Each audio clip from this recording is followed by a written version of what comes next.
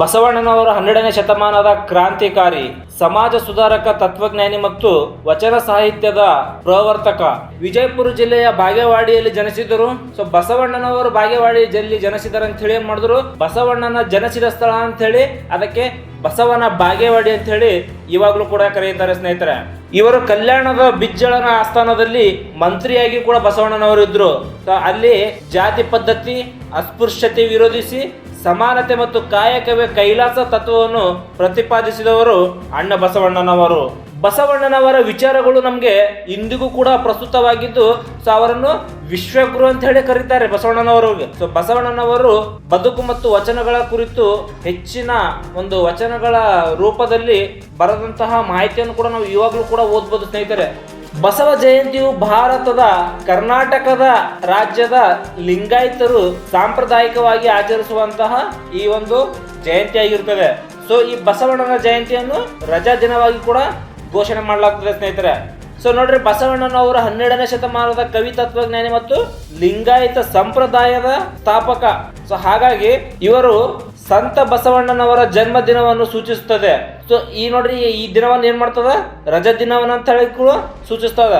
ದಕ್ಷಿಣ ಭಾರತದಂತ ಮುಖ್ಯವಾಗಿ ಅಂತಂದ್ರೆ ನಮ್ಮ ಕರ್ನಾಟಕದಲ್ಲಿ, ಕರ್ನಾಟಕ ಆಗ್ಲಿ, ಮಹಾರಾಷ್ಟ್ರ ಆಗ್ಲಿ, ತೆಲಂಗಾಣ, ಆಂಧ್ರ ಪ್ರದೇಶದಲ್ಲಿ ಬಹಳ ವಿಜೃಂಭಣೆಯಿಂದ ಆಚರಿಸುವಂತಹ ಜಯಂತಿಯನ್ನು ಕೂಡ ಆಗಿರುತ್ತೆ ಸ್ನೇಹಿತರೆ. ಇದು ಬಸವಣ್ಣನವರು ಜಾತಿ ವ್ಯವಸ್ಥೆಯಿಂದ ಮುಕ್ತವಾದ, ಎಲ್ಲರಿಗೂ ಸಮಾನ ಅವಕಾಶವಿರುವ ಸಮಾಜದಲ್ಲಿ ನಂಬಿಕೆಯನ್ನು ಇಟ್ಟಿದ್ದಂಥರು ಬಸವಣ್ಣನವರು. ಅವ್ರು ನೋಡ್ರಿ, ಅನುಭವ ಮಂಟಪವನ್ನು ಕೂಡ ಸ್ಥಾಪಿಸಿದರು. ಯಾರು? ಬಸವಣ್ಣನವರು. ಇವರು ಲಿಂಗಾಯತ ಅನುಭಾವಿಗಳು, ಸಂತರು ಮತ್ತು ತತ್ವಜ್ಞಾನಿಗಳನ್ನು ಒಳಗೊಂಡ ಅಕಾಡೆಮಿ ಕೂಡ ಆಗಿತ್ತು.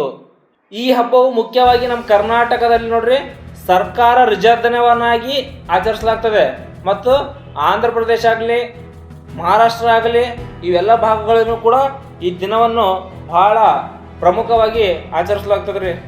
ಬಸವಣ್ಣನವರ ಒಂದು ವಚನ ಸಾಹಿತ್ಯ, ಇವರ ವಚನಗಳನ್ನು ಸರಳ ಕನ್ನಡದಲ್ಲಿ ಅಧ್ಯಾತ್ಮ ಮತ್ತು ಜೀವನ ಮೌಲ್ಯಗಳಲ್ಲಿ ಸಾರುತ್ತದೆ. ಇವಾಗಲೂ ಕೂಡ ನೀವು ಓದ್ಬೋದು ಬಸವಣ್ಣನ ವಚನಗಳನ್ನು. ಆಚರಣೆ ವಿಧ ನೋಡ್ರಿ, ಯಾವ ತರ ಬಸವಣ್ಣನ ಅವರ ಒಂದು ವಚನಗಳು ಹಾಡೋದಂತಂದ್ರೆ, ಜನರು ವಚನಗಳನ್ನು ಹಾಡುವುದು ಮೆರವಣಿಗೆಗಳು ಮತ್ತು ದೇವಾಲಯಗಳಲ್ಲಿ ವಿಶೇಷ ಪೂಜೆಗಳನ್ನು ಮಾಡುವುದರ ಮೂಲಕ ಬಸವಣ್ಣನ ಜಯಂತಿಯನ್ನು ಕೂಡ ಆಚರಣೆ ಮಾಡ್ತಾರ. ಅಷ್ಟು ಖುಷಿಯಿಂದ ಸಂಭ್ರಮಿಸ್ತಾರೆ. ಈ ವರ್ಷ 2026 ಆಚರಣೆ ಯಾವ ತರ ಅಂತಂದ್ರೆ ನೋಡ್ರಿ, ಈ ವರ್ಷ ಬಸವ ಜಯಂತಿಯನ್ನು ಏಪ್ರಿಲ್ 20 ಸೋಮವಾರದಂತ ಹೇಳಿ ಅಧಿಕೃತವಾಗಿ ಆಚರಿಸಲಾಗ್ತದೆ. ಇದನ್ನು ನೋಡ್ರಿ, ಹಿಂದೂ ಕ್ಯಾಲೆಂಡರ್ ಪ್ರಕಾರ ಏನ್ ಮಾಡ್ತಾರಪ್ಪ ಅಂತಂದ್ರೆ, ವೈಶಾಖ ಮಾಸದ ಅಕ್ಷಯ ತೃತೀಯ ದಿನ ಏನ್ ಮಾಡ್ತಾರ, ಬಸವ ಜಯಂತಿಯನ್ನು ಆಚರಣೆ ಮಾಡ್ತಾರ. ಬಸವಣ್ಣನವರ ಕೊಡುಗೆ ಬಹಳ ಮಹತ್ವದ್ದು. ಸಾಮಾಜಿಕ ಕ್ರಾಂತಿ ನೋಡ್ರಿ, ಬಸವಣ್ಣನವರು ಜಾತಿ ಪದ್ಧತಿ ಮತ್ತು ಲಿಂಗ ಅಸಮಾನತೆ ವಿರುದ್ಧ ಹೋರಾಡಿದಂಥವ್ರು ಬಸವಣ್ಣನವರು. ಅನುಭವ ಮಂಟಪ ಪ್ರಪಂಚದಲ್ಲಿ ಮೊದಲ ಸಂಸತ್ತು ಎಂದು ಕರೀತಿದ್ರು. ಅನುಭವ ಮಂಟಪವನ್ನು ಸ್ಥಾಪಿಸಿದ ಪ್ರಜಾಪ್ರಭುತ್ವದ ಆಶಯಗಳನ್ನು ಬಿತ್ತಿದವರು ಬಸವಣ್ಣನವರು.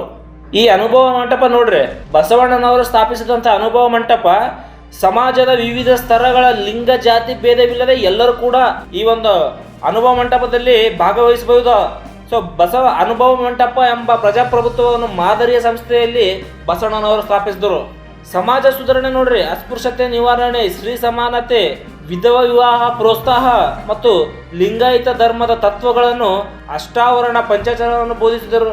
ಪ್ರಮುಖ ವಚನಕಾರರು ನೋಡ್ರಿ, ಅಕ್ಕ ಮಹಾದೇವಿ, ಅಲ್ಲಮ ಪ್ರಭು, ಅಂಬಿಗರ ಚೌಡಯ್ಯ ಮುಂತಾದ ಶರಣಗಳೊಂದಿಗೆ ಸೇರಿ ಭಕ್ತಿ ಮಾರ್ಗ ಮತ್ತು ಸಮಾಜ ಬದಲಾವಣೆಗೆ ಶ್ರಮಿಸಿದಂತಹ ಶರಣರು. ನಾವು ಬಸವ ಜಯಂತಿಯನ್ನು ಆಚರಣೆ ಮಾಡ್ತಿದ್ದೀವಿ. ಬಸವ ಜಯಂತಿಯ ಜೀವನದ ಉಪದೇಶಗಳು ಈಗಾಗಲೇ ನೋಡಿದೀವಿ. ಈ ತರ ಇನ್ನೂ ನೋಡೋದು, ನಮಗೆ ತಿಳ್ಕೊಳ್ಳೋದು ಬಹಳ ಅವಶ್ಯಕತೆ. ಬಸವ ಜಯಂತಿಯನ್ನು ಬಹಳ ಸಂಭ್ರಮಾಚರಣೆಯಿಂದ ನಾವೆಲ್ಲರೂ ಆಚರಿಸ್ತೀವಿ ಕರ್ನಾಟಕದಲ್ಲಿ. ನೋಡ್ರಿ, ಜಾತಿ ಬೇಡ, ಭೇದ ಭಾವ ಬೇಡ, ಎಲ್ಲರೂ ಸಮಾನ ಅಂತ ಹೇಳಿ ಮಹಾನ್ ವ್ಯಕ್ತಿ ಯಾರಂತಂದ್ರೆ ಅವರು ಬಸವಣ್ಣನವರು. ಈ ಪವಿತ್ರವಾದ ದಿನದಂದು ಪ್ರಧಾನಮಂತ್ರಿ ನರೇಂದ್ರ ಮೋದಿ ಮತ್ತು ಗೃಹ ಸಚಿವ ಅಮಿತ್ ಶಾ ಅವರು ಕೂಡ ಬಸವಣ್ಣನವರಿಗೆ ಗೌರವವನ್ನು ಕೂಡ ಸಲ್ಲಿಸ್ತಾರ. ಬಸವಣ್ಣನವರು 12ನೇ ಶತಮಾನದಲ್ಲಿ ಏನ್ ಬಾಗೇವಾಡಿಯಲ್ಲಿ ಜನಿಸಿದರು. ಅವರು ತಮ್ಮ ಬಾಲ್ಯವನ್ನು ಕೂಡಲ ಸಂಗಮದಲ್ಲೇ ಕಳೀತಾರೆ ಯಾರು, ಬಸವಣ್ಣನವರು. ನಂತರ ಗಂಗಾಬಿಕೆಯನ್ನು ವಿವಾಹವನ್ನು ಮಾಡ್ಕೊಳ್ತಾರ. ಅದಾದ್ಮೇಲೆ ಅವರು ಕಲಚುರಿ ರಾಜ ಬಿಜ್ಜಳನ ಅರಮನೆಯಲ್ಲಿ ಮಂತ್ರಿಯಾಗಿ ಕೂಡ ಬಸವಣ್ಣನವರು ಸೇವೆಯನ್ನು ಸಲ್ಲಿಸ್ತಾರ. ಬಸವಣ್ಣನವರು ಕೇವಲ ರಾಜಕಾರಣಿ ಅಲ್ರಿ ಇವರು. ಇವರು ಒಬ್ಬ ಮಹಾನ್ ಕವಿ, ತತ್ವಜ್ಞಾನಿ ಮತ್ತು ಸಮಾಜ ಸುಧಾರಕರಾಗಿದ್ದರು. ಅವರು ಜಾತಿ ವ್ಯವಸ್ಥೆ, ಅಸಮಾನತೆ, ಭೇದ ಭಾವಕ್ಕೆ ವಿರೋಧಿಸಿದವಂತರು ಬಸವಣ್ಣನವರು. ಸೊ ಇವರು ಸಮಾನ ಎಂಬ ಸಂದೇಶವನ್ನು ನೀಡಿದಂಥವರು ಬಸವಣ್ಣನವರು. ಅವರು ವಚನ ಸಾಹಿತ್ಯವನ್ನು ಉತ್ತೇಜಿಸಿದವರು, ಈಗಾಗಲೇ ಹೇಳಿದ್ದೇನೆ. ಸೊ ಅವರಿಂದ ಪ್ರೇರಿತರಾಗಿ, ಬಸವಣ್ಣನವರ ಪ್ರೇರಿತರಾಗಿ ಅಕ್ಕ ಮಹಾದೇವಿ, ಅಲ್ಲಮ ಪ್ರಭು, ಸೊ ಅನೇಕರು ಸಮಾಜ ಸುಧಾರಕರಾದರು. ಬಸವ ಜಯಂತಿಯನ್ನು ಕರ್ನಾಟಕದಲ್ಲಿ ಭಾರಿ ಸಂಭ್ರಮದಿಂದ ಆಚರಣೆ ಕೂಡ ಮಾಡ್ತಾರೆ. ಪ್ರತಿಯೊಂದು ಜಿಲ್ಲೆಯಲ್ಲಿ ಕೂಡ ಬಸವ ಜಯಂತಿ ಅಂತಂದ್ರೆ ತುಂಬಾ ಖುಷಿಯಿಂದ ಆಚರಣೆ ಮಾಡುವಂತಹ ಈ ಒಂದು ಬಸವ ಜಯಂತಿ ಆಗಿರುತ್ತದೆ. ಬಸವ ಜಯಂತಿ ದಿನದಿಂದ ನೋಡ್ರಿ ನೀವು ಕರ್ನಾಟಕದಲ್ಲಿ ಬಹಳ ಜನರು ದೇವಾಲಯಕ್ಕೆ ಹೋಗ್ತಾರೆ. ದೇವಾಲಯದಲ್ಲಿ ಹೋಗಿ ಪೂಜೆ ಸಲ್ಲಿಸ್ತಾರೆ ಬಸವಣ್ಣನ ಮೇಲೆ. ಬಸವಣ್ಣನಲ್ಲಿ ಪೂಜೆ ಸಲ್ಲಿಸಿ ಮತ್ತು ಅಲ್ಲಿ ಸಿಹಿ ತಿಂಡಿಗಳನ್ನು ಒಯ್ದು ಹಂಚಿಕೊಳ್ತಾರ. ಸೊ ಇಷ್ಟು ಖುಷಿಯಿಂದ ನಮ್ಮ ಕರ್ನಾಟಕದಲ್ಲಿ ಬಸವಣ್ಣನ ಜಯಂತಿ ಪ್ರತಿಯೊಂದು ಜಿಲ್ಲೆಯಲ್ಲಿ, ಗ್ರಾಮಗಳಲ್ಲಿ ಕೂಡ ಬಹಳ ಖುಷಿಯಿಂದ ಆಚರಿಸ್ತಾರೆ ಬಸವಣ್ಣನ ಜಯಂತಿ. ವಿಶೇಷವಾಗಿ ಕೂಡಲ ಸಂಗಮ ನೋಡ್ರಿ. ಸೊ ಯಾಕಂತಂದ್ರೆ ಕೂಡಲ ಸಂಗಮ ಬಸವಣ್ಣನವರು ಬಾಲ್ಯದ ಜೀವನವನ್ನು ಕೂಡಲ ಸಂಗಮದಲ್ಲಿನೇ ಕಳೀತಾರೆ. ಸೊ ಹಾಗಾಗಿ ಬಸವಣ್ಣನವರ ವಿಶೇಷತೆ ಅಂತಂದ್ರೆ ಕೂಡಲ ಸಂಗಮ. ಸೊ ಇಲ್ಲಿ 6 ರಿಂದ 7 ದಿನ ಕಾರ್ಯಕ್ರಮವನ್ನು ಸತತವಾಗಿ ನಡೀತಿದ್ದಾರೆ. ಈಗಾಗಲೂ ಕೂಡ ಕೂಡಲ ಸಂಗಮದಲ್ಲಿ ಬಸವಣ್ಣನ ಜಯಂತಿ ಒಂದು 6 ರಿಂದ 7 ಅಂದರೆ ಒಂದು ವಾರ ದಿನಗಳ ಕಾಲ ಅಲ್ಲಿ ಬಹಳ ಸಂಭ್ರಮದಿಂದ ಅಲ್ಲಿ ಕಾರ್ಯಕ್ರಮಗಳನ್ನು ನಡೀತದೆ. ಬಸವಣ್ಣನವರು ನಮಗೆ ಪ್ರಮುಖವಾಗಿ ಸಮಾನತೆ, ಮಾನವತೆ ಮತ್ತು ಸರಳ ಜೀವಿಗಳ ಪಾಠವನ್ನು ಕಲಿಸ್ತಾರೆ. ಸೊ ಇದು ಬಸವಣ್ಣವರು ಕಲಿಸಿದಂತಹ ಒಂದು ನಮಗೆ ಅವರು ನೀಡಿದಂತಹ ಒಂದು ಮಾರ್ಗದರ್ಶನ. ಸೊ ಇಂದಿಗೂ ಕೂಡ ಅವರ ಉಪದೇಶಗಳನ್ನು ಪ್ರಸ್ತುತವಾಗಿದೆ. ನಾವು ವಚನಕಾರಗಳ ಬುಕ್ಗಳಾಗಲಿ, ಸೊ ಪ್ರತಿಯೊಂದು ಪುಸ್ತಕಗಳಲ್ಲಿ ನಾವು ಓದ್ತೇವೆ.